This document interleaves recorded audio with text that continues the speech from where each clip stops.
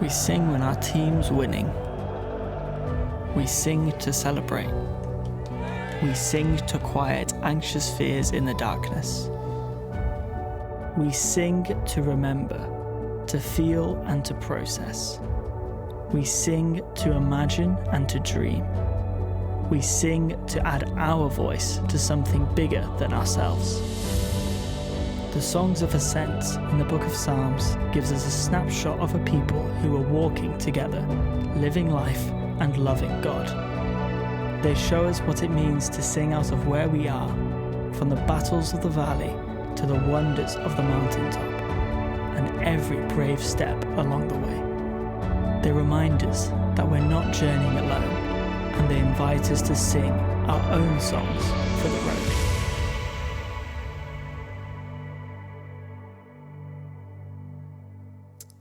I'm really into this series. I hope other people are as well.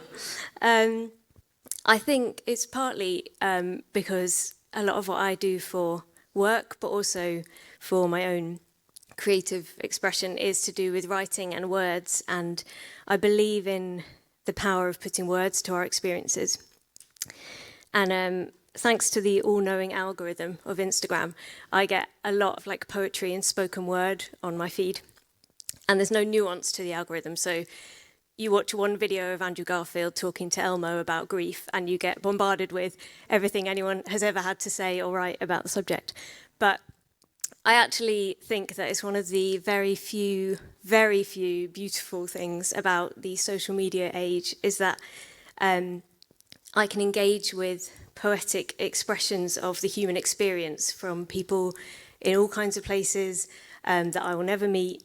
But there's a point of connection, when people are grappling to put words to how they're feeling, and you identify with that and you see something of your own experience in that. And I recognize something in other people's words that is so central to me in my existence. And there's great comfort and courage and joy to be discovered when people give voice to these sometimes hidden realities of how they're feeling, and you're like, yes, yeah, that's it, that's me, that's what I'm feeling. And it strips away shame, and it strips away isolation because someone else has given words to what you are also experiencing. So how cool is it that we have these songs and these poems that were written something like 2,500 years ago, from a community trying to put words to their current experiences, their fears and their pains and their uncertainties and their hopes and their joys. And we get to connect with something there because we're all made of the same stuff. So let's read Psalm 126, which I think will come up. When the Lord restored the fortunes of Zion, we were like those who dreamed. Our mouths were filled with laughter, our tongues with songs of joy. Then it was said among the nations, the Lord has done great things for them. The Lord has done great things for us, and we are filled with joy. Restore our fortunes, Lord, like streams in the Negev. Those who sow with tears will reap with songs of joy.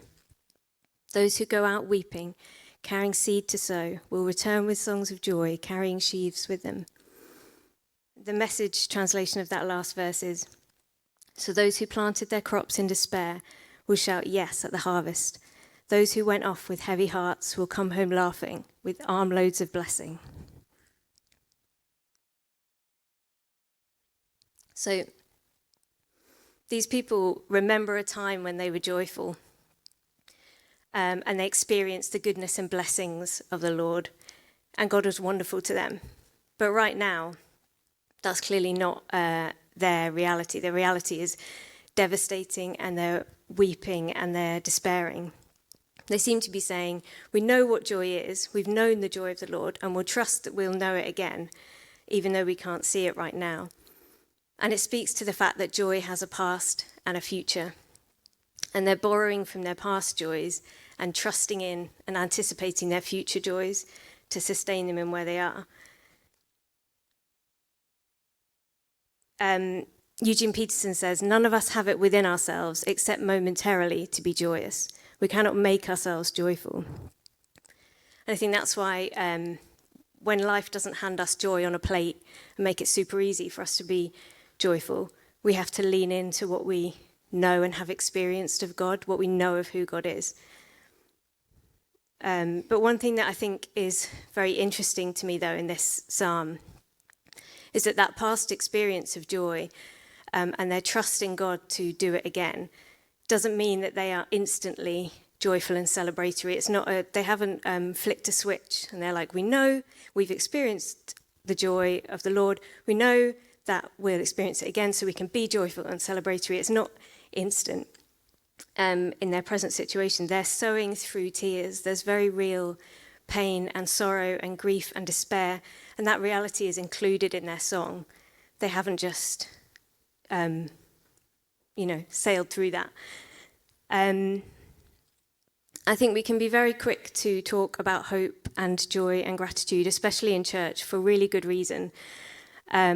But we need to also honour our present experience and our present reality.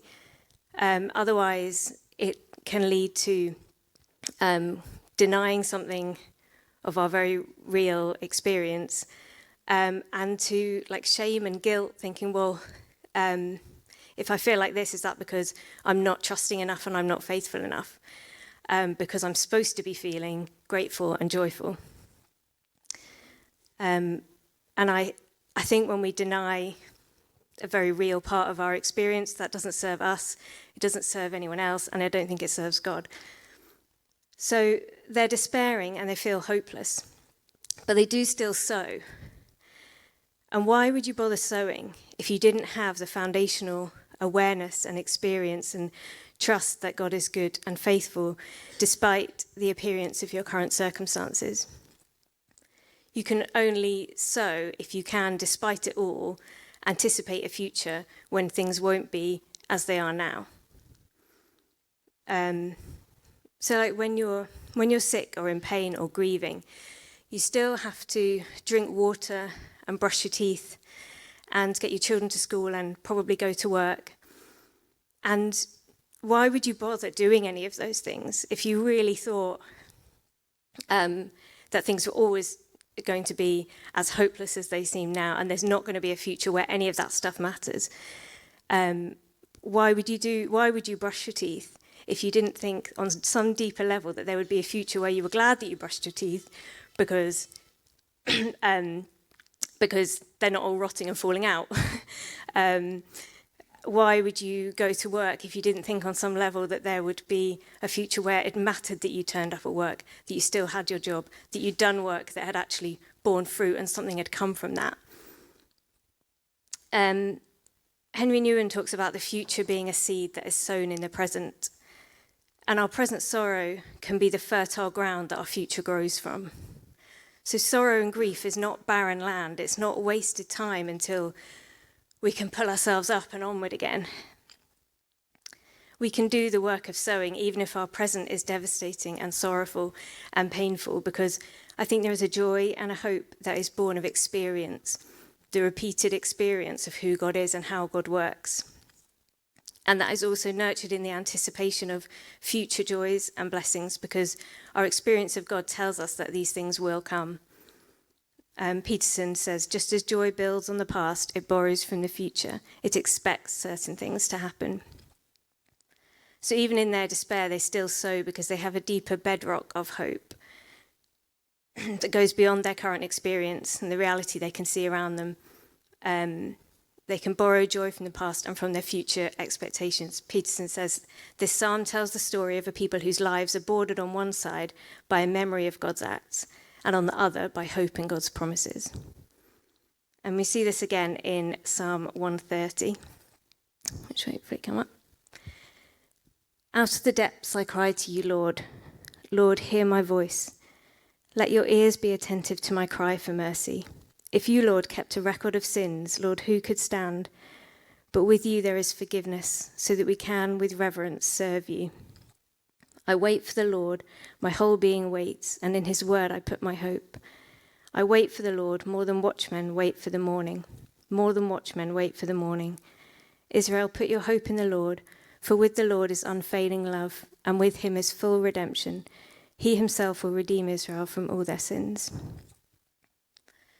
So wait for what he'll say and do.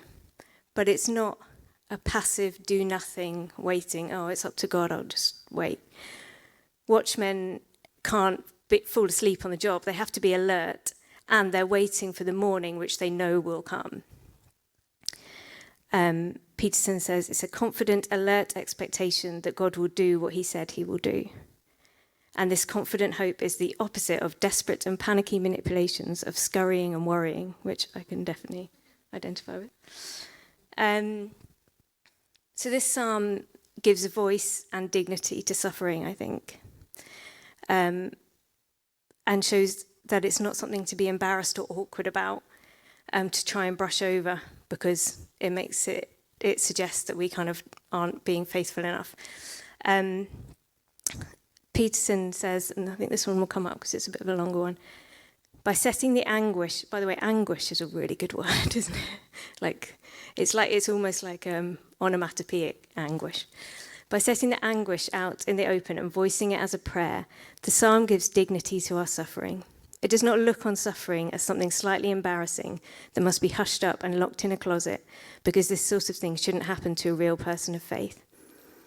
And it doesn't treat it as a puzzle that must be explained and therefore turn it over to theologians and philosophers to work out an answer. Suffering is set squarely, openly, passionately before God. It is acknowledged and expressed. It is described and lived.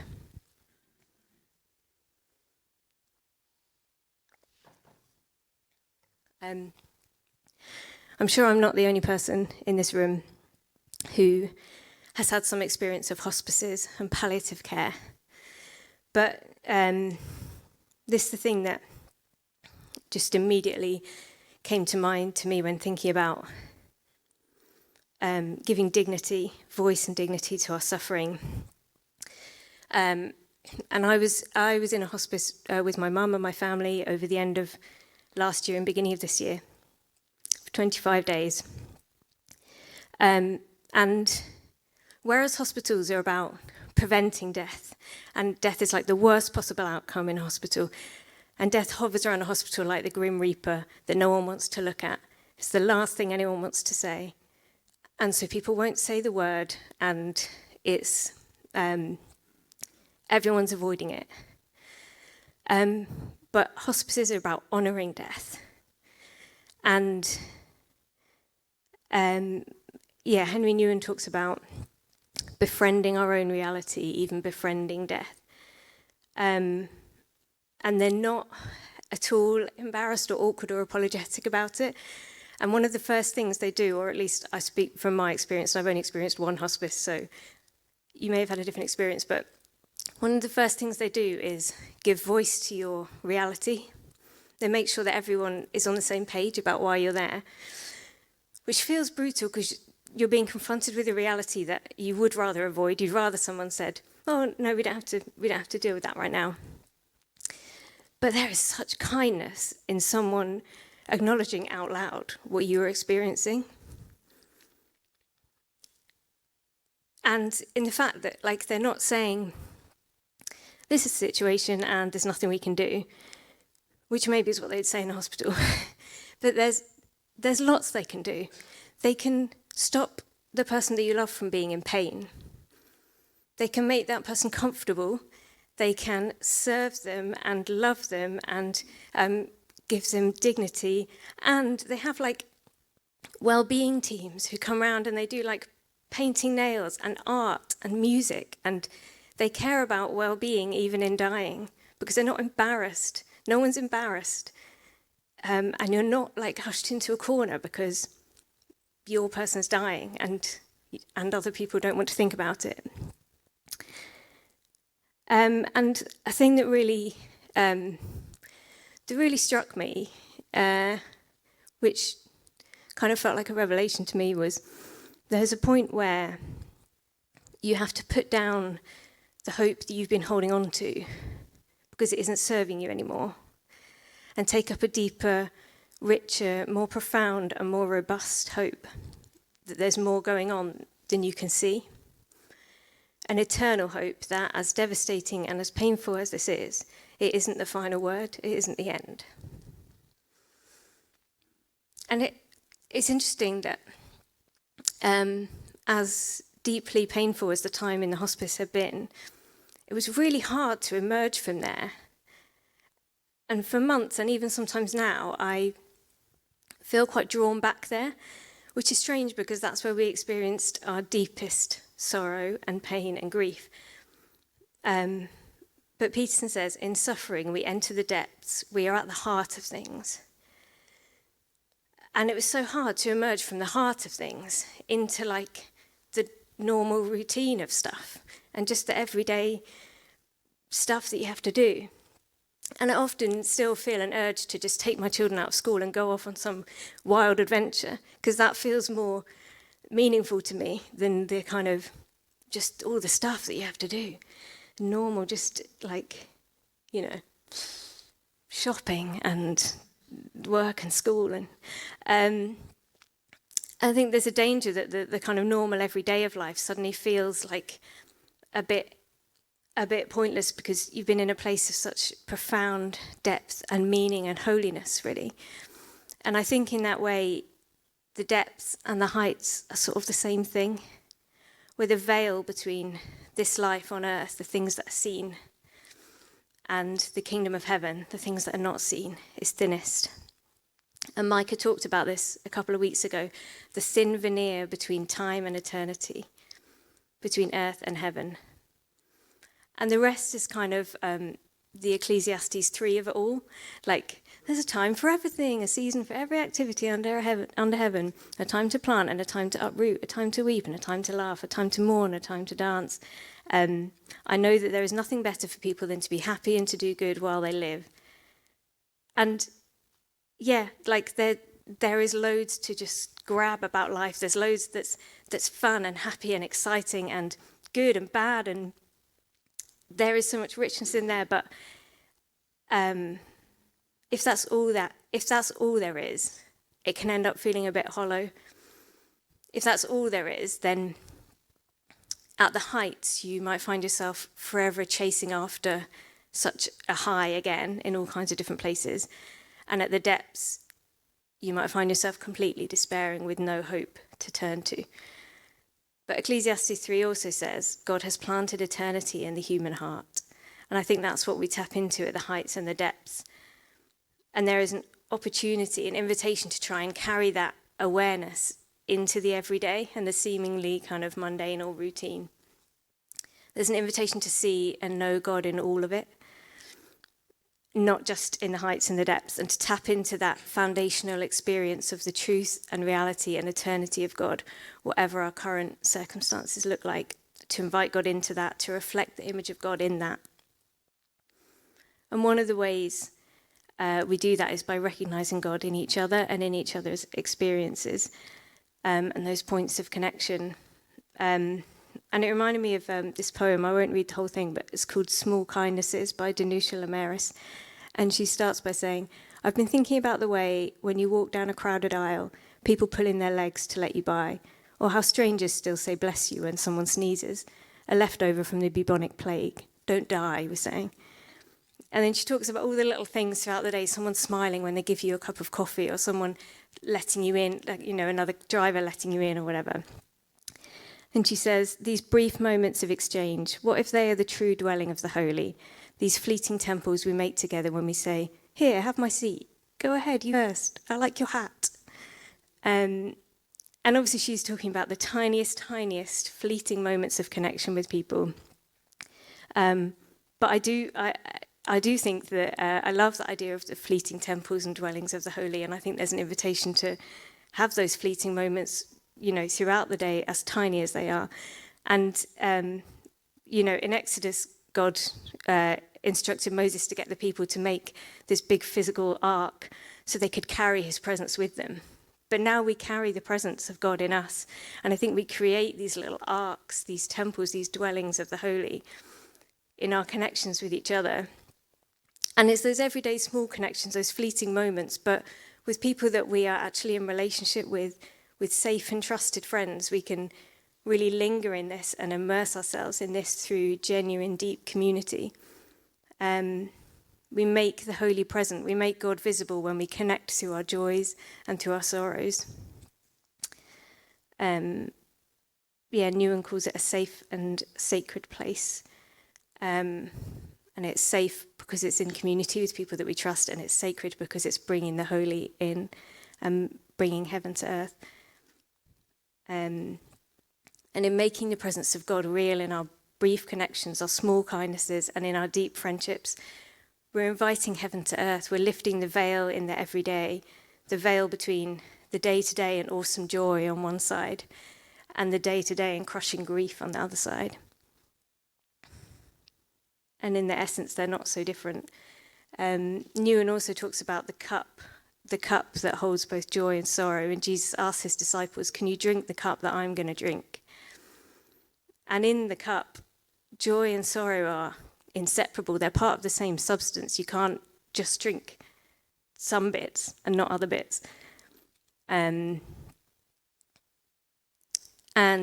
he talks about holding your own cup, fully looking in the face of what you've got in your cup, but also lifting it together in community. And, you know, if you imagine people around a table lifting their glasses, all languages and cultures have this word or this expression for like cheers. And it basically, the general translation would be to life. And to life in all its joys and sorrows and complexities. And let's each hold our own and hold it up and not feel that we have to hold something back, because we're inviting others in our community to do that as well. Newen says, community is a fellowship of people who do not hide their joys and sorrows, but make them visible to each other in a gesture of hope.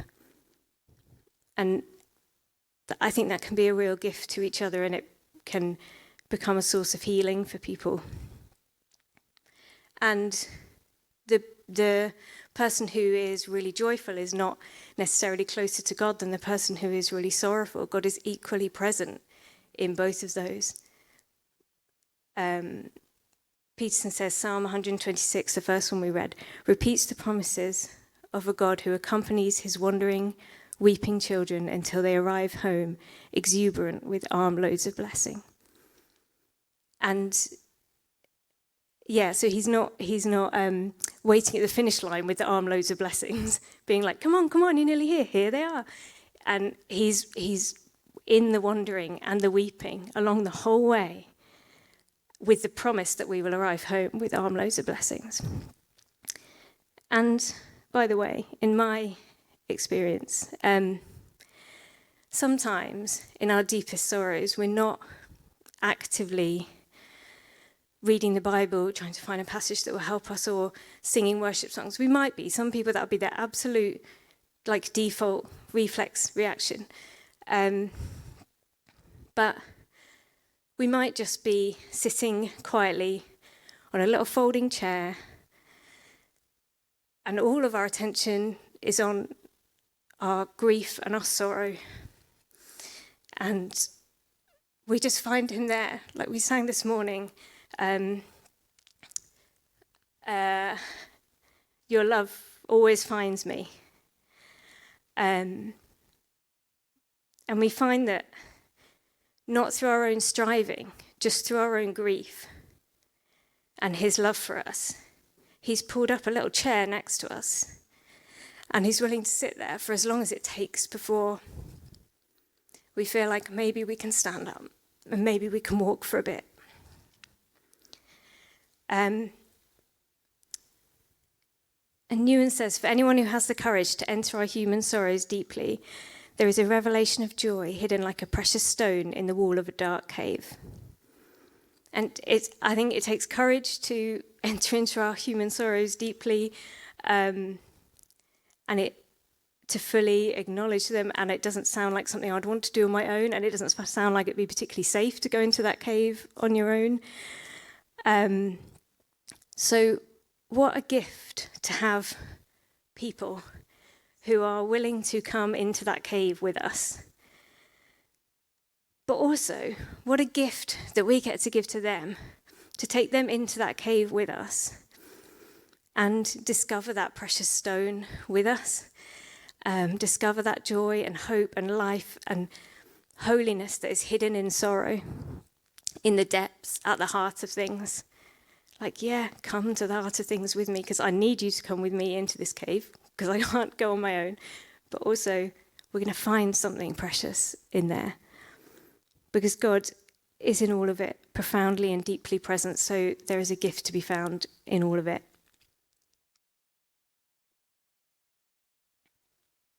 So, yeah, and again, I'm saying it's in safe and trusted community. I'm not saying that we are going to lift up all of our deepest sorrows to the person next to us on the bus or the person who's given us our coffee or whatever. But in safe and trusted community, like I can borrow joy and hope from you when life or the world has made it a little easier for you to have joy in this season. And you can sit with me in my suffering and know a unique closeness to God in that. And that will encourage you when you inevitably experience a time of suffering, when tapping into joy feels harder. You'll remember a time when you walked with me through mine, and you'll remember who God was in that. And Ralph said last week, maybe more eloquently than this because I scribbled it down, but I think he said, even in the things that have been most challenging, we will have seen God's faithfulness in ways that are most significant, most profound. So honouring our experiences is a gift to each other. So our greatest joys and deepest sorrows are where we really get to the heart of things. And there is an invitation to bring that awareness, those holy moments, God's image, God's presence into the everyday, in our moments of connection and relationship with each other, through honouring and lifting up those real lived experiences, bearing witness to them, telling about them, writing about them, singing about them, painting about them. And in doing that, we help ourselves and each other to come into closer communion with God. And that can only bring more comfort, more healing, more love, more joy, more hope. So I'm just going to pray.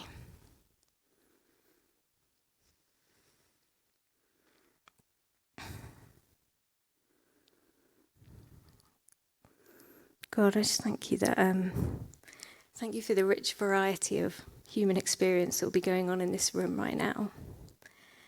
I just pray that every person, wherever they are, would feel that without their own striving, would feel you putting up a chair next to them, and that however long the wandering part is, they would know that we would all know that you're with us all the way, and that your promise is that we, whether we are experiencing joy right now or whether we're sowing seeds in despair and sorrow, the promise for all of us is that you're with us now and that you will welcome us home with armloads of blessings. Thank you, God.